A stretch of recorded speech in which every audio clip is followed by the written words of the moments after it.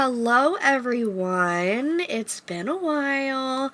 I filmed a video on my phone and then I couldn't figure out how to get it onto the computer to edit. I usually use like Google Drive because I have an iPhone, but I have a Windows computer. So I can't use like AirDrop or anything like that. So I tried to use Google Drive, but it kept failing. So anyway, I guess you don't get to see that video. So we're gonna just do this video now. That one was about like animal stuff that I got from different thrift stores. So, oh well. But today we are going to talk about books that I read this month in April. Woo! So, if you've been following along with this journey, last year was the first year that I have read in a very long time, and last year I read a total of 8 books. My goal was 12, but I hit 8 books for the year. So this year I was like, okay, I'm gonna shoot for 12 again, and, dramatic pause. I hit my goal. Isn't that crazy? In April, I hit my goal for the year. So I hit 12 books, so my new goal is now 20. Hopefully I can do 20 this year. I think I will because I'm averaging about like 3 to 6 books a month, something like that. So we are going to talk about all of the books that I read in April and also I'm still reading a book right now that I started in April, so we'll talk about that too. And then also talk about like what's next. The first book that I finished in April is called The Best Dog in the World: Essays on Love, and it is edited together by Alice Hoffman. 14 beloved authors celebrate the life-changing bond with their canine companions in this heartwarming essay collection edited by New York Times bestselling author and lifelong dog lover Alice Hoffman. Anyone who has ever been fortunate enough to share their life with a dog knows the experience is both profound and transformative. Here in this charming collection of essays, 14 celebrated authors share unforgettable tales of the dogs who left their paw prints on their hearts. With contributions from Isabel Allende, Chris Bohjalian, Bonnie Garmus, Roxane Gay, Emily Henry, Anne Leary, Tova Mirvis, Jodi Picoult, Elizabeth Strout, Amy Tan, Adriana Trigiani, Nick Trout, Paul Yoon, and Laura Zigman, The Best Dog in the World captures the full range of the canine-human connection, from the joy of welcoming a new puppy to the heartache of saying goodbye to a beloved friend. A love letter to the loyal companions who enrich our lives and teach us about empathy, joy, and unconditional love. This anthology is the perfect gift for dog lovers everywhere, offering a blend of laughter, tears, and inspiration that will resonate with anyone who has been forever touched by the love of a dog. This has really good reviews. It has a 4.36 rating. It wasn't my favorite dog book I ever read. I rated it 4 stars. It was fine. None of the stories really like resonated with me as much as I thought they would. Like, they were cute little stories, but also they were about like people who were just regular people who had a dog. And I read a lot of stories about people who have dedicated their entire lives to animal welfare. So, like, maybe if you're just someone who doesn't do that, this is a nice little book about dogs. But, like, because I go so deep on my love for dogs and I read books where, like, you hear some things, like, so this doesn't really like, oh, it's so touching. It's a story about someone who loves their dog. Like, we all love our dog. So, like, I don't know. Maybe I'm, like, jaded. But, like, it was fine. Nothing was too it's like stuff you've heard before. It's people who talk that they say they like their dog. It wasn't anything monumental for me, not life-changing or anything. Like, some of my other books that I've read about dogs and animal welfare have been, like, eye-opening, life-changing, amazing, really moving stuff, and this wasn't. If you're someone who, like, doesn't want to read about, like, the bad parts of animal welfare and, like, the really hard stuff, and you just want, like, a cutesy little surface level read about people who love their dogs, give it a shot. Wasn't anything crazy for me. So there you go. The next book is Field Notes on Love by Jennifer E. Smith. This is a little, like, YA novel. Having just been dumped by his girlfriend, British-born Hugo is still determined to take his last hurrah before college train trip across the United States. One snag: the companion ticket is already booked under the name of his ex, Margaret Campbell. Non-transferable, no exceptions. Enter the new Margaret C., May for short, an aspiring filmmaker with big dreams. After finding Hugo's spare ticket offer online, she's convinced it's the perfect opportunity to expand her horizons. When the two meet, the attraction is undeniable, and both find more than they bargained for. As May pushes Hugo to explore his dreams for his future, he'll encourage her to channel a new vulnerable side of her art. But when life off the train threatens the bubble they've created for themselves, will they manage to keep their love on track? What's very interesting is that this book only has 3.8 stars. I rated it 5 stars. I love a cutesy little YA book. I love it. I think I like my fiction to not be life-changing. I like it to be low stakes, cutesy little stories about teens on a train. And that's exactly what this was. I thought it was adorable. I liked the characters. I cared about them. It definitely sounded like it was written from an American, though. Like, when you were in, like, Hugo's perspective, it was, like, very... It felt very... She Googled, how do British people say this? It just seemed very, like... That's what it felt like. It felt like she just looked up British slang terms and stuck it in there. But I thought it was good. I liked the characters. I thought it was a cute little story. Again, nothing life-changing, but that's the kind of stories I like to read when it comes to fiction. So, 5 stars. Field Notes on Love by Jennifer E. Smith. Very cute. And I read that in 2 days. I read that from April 2nd to April 4th. I read that fast. I think that's the fastest book that I read this month. The next one, I am so excited that I got to read this book before it came out. I am a big dog lover. Imagine that. So I love reading about books about dogs, foster dogs, and shelter dogs, and any dog book. So this is Dogs, Boys, and Other Things I've Cried About by Isabel Klee. From the social media superstar behind Simon Sitz, Isabel Klee, known for her heartwarming tales of animal rescue, comes an utterly winning memoir about a 20-something woman's search for true love in New York City and the dogs who helped her find it. A Jersey girl at birth, Isabel Klee has always wanted to live in New York City. At age 20, she got her chance, ditching her college upstate and moving into a grungy basement apartment in Manhattan. Dog-obsessed since childhood, her first post-grad job was becoming an assistant to a dog photographer, and something clicked into place. A career focusing on helping dogs was the new dream. Isabel quickly found a passion for rehabilitating rescue dogs and helping them get adopted.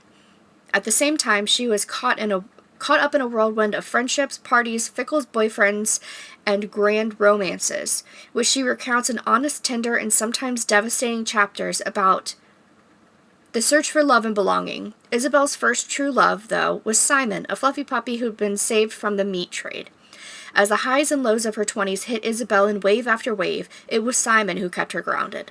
Together, Isabel and Simon created a community of dog lovers and a tight-knit group of friends pursuing their dreams. In this honest and moving memoir, Isabel weaves together the stories of her foster dogs and the challenges she helped them overcome, with tales of complicated relationships, hard decisions, and great loves in New York City, all leading to a happy ending, not only for the rescue pups, but for Isabel herself.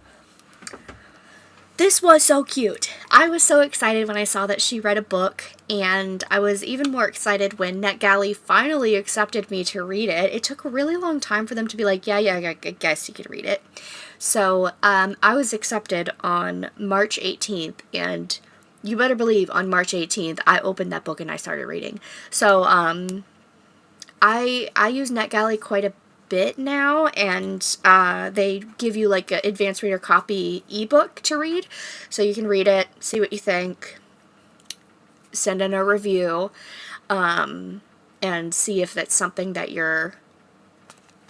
I'm a librarian, so if it's something that I think will work well in my community, in my library, I'll either order it. We're kind of in between book vendors right now, so we can't like order books yet, but we can request copies of books, and I requested this book. So I loved this book. It was incredible, and absolutely I think this book deserves to be in every library, in every bookstore. It's really cute. I never got to really see much of Isabel when I watch her videos. It's a lot about the dogs, which is awesome, of course, but I really liked hearing about her perspective. She seems so effortlessly cool, so it was really neat to like hear stuff from her perspective, see how she kind of grew up in her 20s and kind of found her way in animal welfare and taking care of dogs. It was very, very good. I loved it. Nothing too crazy, like nothing where you sit there and you go, oh my god. Like there have been some books where it's like you kind of gotta like take a second because you see some things when it comes to rescue dogs. Like it's not all sunshine and rainbows. It's very much so like probably 5% sunshine and rainbows when it comes to animal welfare. So I really liked this book. I thought it was really well done. I liked the balance between her talking about her life and also talking about the dogs. Very good. Give it 5 stars. Oh, it said I finished that on April 1st too. Okay. So I read it in like 2 or 3 weeks. The next book is The Dog Park Murders by Angela Barker. A killer has been unleashed in their small town. Juliet McIntyre had never met a dog she didn't love. For one thing, dogs don't judge, unlike the human residents of Labrador Falls. Most locals look at her with a suspicion because her father was once a dirty cop, even though Juliet is upbeat, helpful, and the best pet groomer around. She just needs to prove it. Starting with a new resident, Joel Cunningham, an enigma wrapped in a checked shirt and a scowl. Joel runs the Brood Awakening Cafe, where the coffee is as smooth as Joe is surly. He doesn't serve pumpkin spice, he doesn't chit-chat, and he claims he doesn't like dogs. Yet, when Juliet stumbles upon a dead body in the dog park, strangled with one of her custom leashes, Joel becomes an unexpected ally. He has no intention of opening up to either his cute neighbor or the foster pup she foists on him. But he can't let a biased detective frame Juliet for murder. Whoever killed the widely loathed Maurice Alsop may be desperate enough to strike again. If they can just ignore their chemistry and focus on the clues, Juliet and Joel might be able to solve the case before someone else bites the dust. This was a cute, it was a cozy mystery, very cute. I gave it 5 stars just because, again, I love a surface level, just cutesy little story. I thought this was pretty good. I don't read a lot of cozy mysteries. I'm not really a big mystery person, but when I do, I want it to be a cozy mystery. This one was fine. It was good. I liked it. I read it. It took me a while to read it, mostly because I started reading it on the 16th, And then once I got approved to read Dogs, Boys, and Other Things I've Cried About, I put down everything else and I read that book. So when I finished that book on the 1st, I went back to the Dog Park Murders. So I read it from April 1st or April 2nd through the 19th when I finished it. It was fine, but as far as like a cozy mystery goes, I liked it. I liked the characters. I thought it was a good enough story. Fine for me. I liked that it was dog themed, but it seems like a lot of cozy mysteries really do have like that niche where it's like yarn, crochet, or tea, or cats, or dogs, or something like that. So I feel like this fit right in with other cozy mysteries. I thought they have some like funny moments, endearing moments. You cared about the people, so I thought it was fine. I liked it. And the final book that I finished in April is Roles and Rivalry, which is a gaming and romance book by Christy Boyce. I think it was sometime last year. I read Dungeons and Drama by Christy Boyce, and I really, really liked it. So I saw that this one was coming out soon. It's coming, in like 2 days, May 5th. So it's coming soon, so I wanted to read this one. And this is Roll the Dice, Strike Up the Band, and Get Ready for a Swoon-Worthy Summer. A charming gaming romance that blends the magic of D&D with the camaraderie of band camp, from the best-selling author of Dating and Dragons, Questing for Love. Hazel Buchanan has her senior year mapped out, win respect as color guard captain, kick off her first D&D campaign, and steer clear of distractions. But her plan takes a critical hit when Max, her former best friend and longtime crush, returns to town with drumsticks in hand and an unexplained chip on his shoulder. Hazel and Max can't help bickering every time they're together, and thanks to meddling parents, he's invading her D&D game too. As Dungeon Master, she's ready to shut him down, but D&D has a way of bringing people together like nothing else. Is this rivalry masking something more? With dice rolling and emotions spinning, Hazel might be in for more than she planned. This book is so cute. I gave it 5 stars. I gave the first one 5 stars too. Let me see. Let me scroll back. Yes, I finished reading it in July 22nd, 2025, and I gave that one a 5 stars too. I think I liked that one better than this one, Roles and Rivalry, because the first one, I just connected to better, Dungeons and Drama, because, the main character was a musical theater nerd, and the boyfriend was a nerd in general. So I feel like that was more, I connected more to that rather than any kind of band camp thing, but I really did like this story a lot. Again, I loved the characters. I have to care about the characters or I will not read the book and I will not care. The characters were really, really cute. It was another cute little YA book. I read quite a bit of YA this year, and I have no plans of stopping. I love a cute little YA book that, like, you read in a couple weeks and you're like, nice. And then you move on. I love that.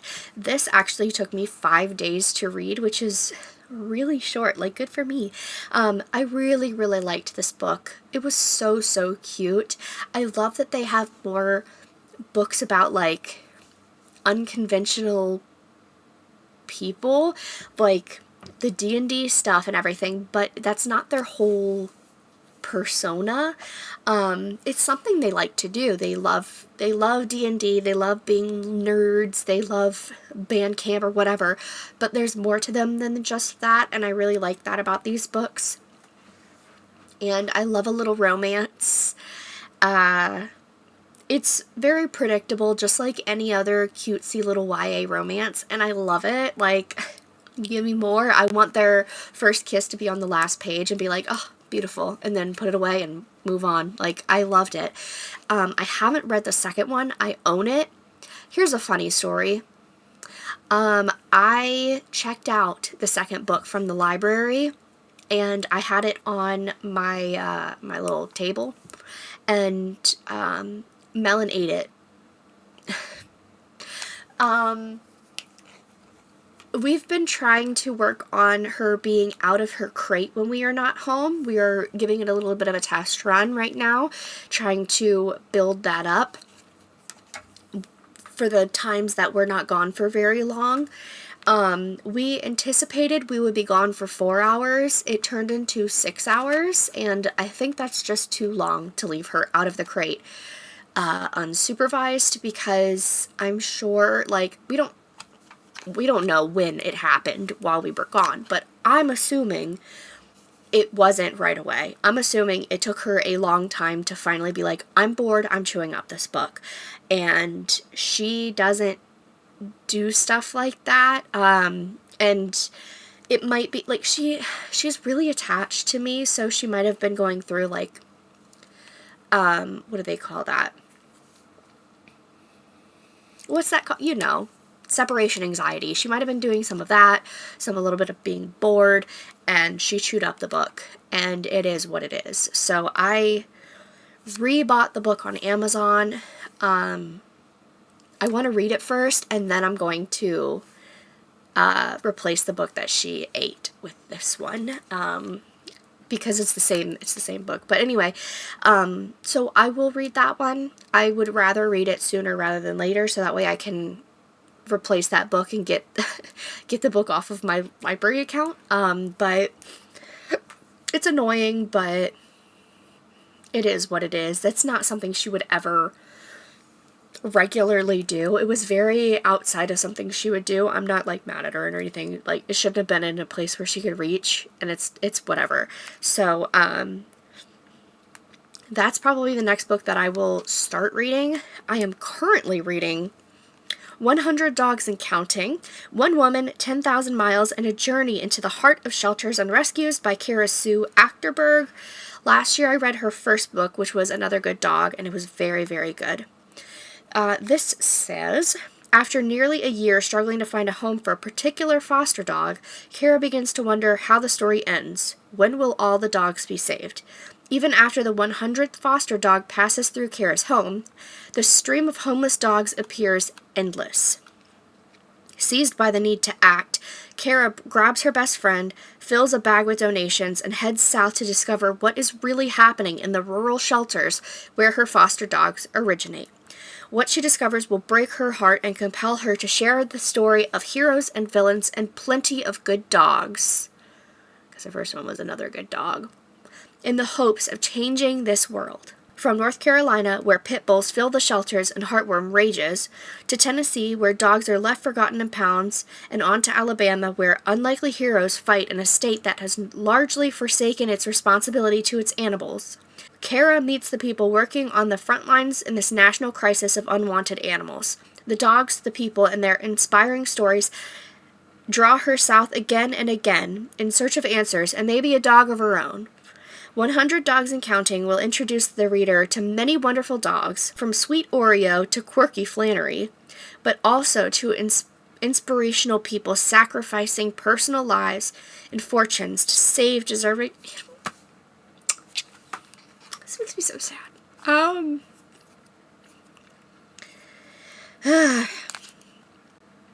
Join Kara on the rescue road as she follows her heart into the places where too many dogs are forgotten. Oh my god, come on now. And discovers glimmers of hope that the day is coming when every dog will have a home. I love this stuff. Like, come on. Like, when you're reading about... when you're reading about a dog that has an X on it because they're going to be killed for no fault of their own. Come on. Like, anyway, when you read stuff like that, it's not as heartwarming when someone just buys a dog from a pet store and talks about how much they love them. It just doesn't hit the same, so... Anyway, I am 55% done with that book. It's so good. I love the way she writes. She has another book that's out that I want to read, and that's Who Will Let the Dogs Out. So, I'll read that eventually, but let me see. Yeah, I haven't really read that many animal welfare stories this year.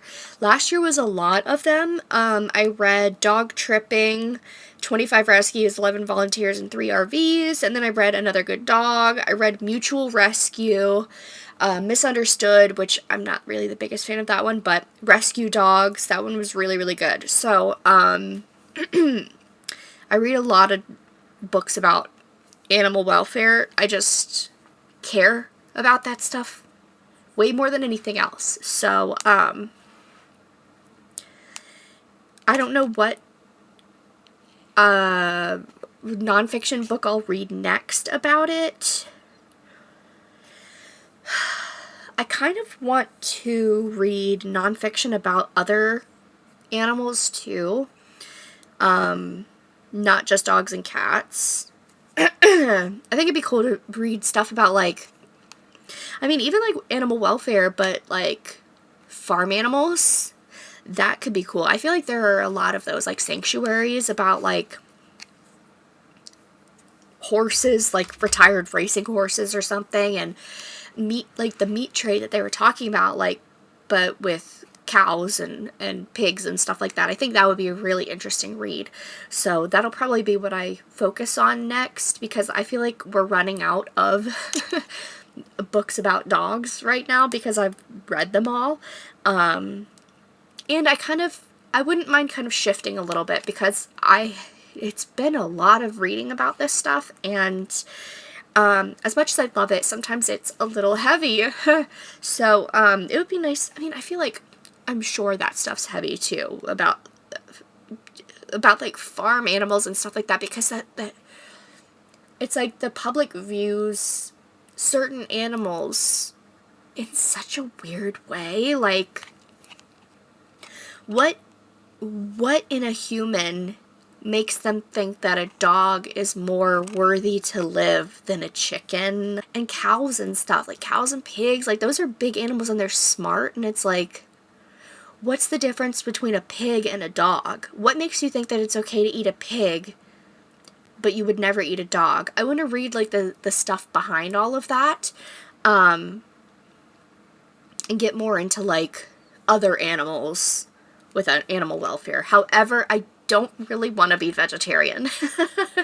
And I feel like if I read this stuff, I'm going to be like, I'm never eating again. So, I don't know. Kind of a weird thing with that, because, just because, like, I don't just feed myself. Like, me and my boyfriend eat food together, obviously, so it's like, and I told him, I'm like, if we ever got farm animals, that I there's no way I would be able to eat meat again. So he said, so we're not doing that then. So, I don't know. But anyway, this is the only book that I am currently reading, the 100 Dogs and Counting. Yeah, Who Will Let the Dogs Out is the next. We don't have this book. We don't carry this book, but I have requested it. So, Stories and Solutions for Shelters and Rescues, Who Will Let the Dogs Out? For anyone in animal welfare, this is an important read. Even if you don't think some of the solutions can be applied to your shelter, there are so many other ideas to pull from. It really gets your wheels turning and excited to test out new ways to improve your shelter or rescue. Very cute. But I feel like even if you're not a shelter, this is probably going to be still a good book. Oh, this is only 207 pages. That's cool. Includes hundreds of ideas with a focus on 3 critical elements: leadership, community engagement, and veterinary access. Who Will Let the Dogs Out goes beyond just raising awareness. It presents practical, achievable ways that every community can transform its shelter system to save lives. Whether you're a seasoned rescuer or a compassionate animal lover, this book will inspire you to be part of the solution. Definitely want to read that one. And if they don't get it, I'll just buy it, I guess, because I really want to read that one. My allergies are acting up. I did not take my allergy medicine yet. And I can feel it. My throat's really itchy. Those are the books that I read in April. Wow. So, let's see what our 2026 reading challenge looks like. So, I have read 14 books. Oh my god. That's so cool. So, yeah. I have 242 days left to read the other 6. And it says, great pace, you're 8 books ahead of schedule for the 20 books. So, I'm sure I'll finish the other half of the book that I'm reading now very soon. And then I'll start reading something else. I really do like these little cutesy YA books, so I probably will just read a couple more of those just because they're fast and they're fun and they're low stakes. I think that's a really good balance for me between like these heartbreaking nonfiction stories to like then go to like, oh my god, my mom is so rude, but look, it's a cute boy, and the end. I like it, so there you go. Comment down below if there's anything that you think I would like to read. I would love to see what you would recommend to me.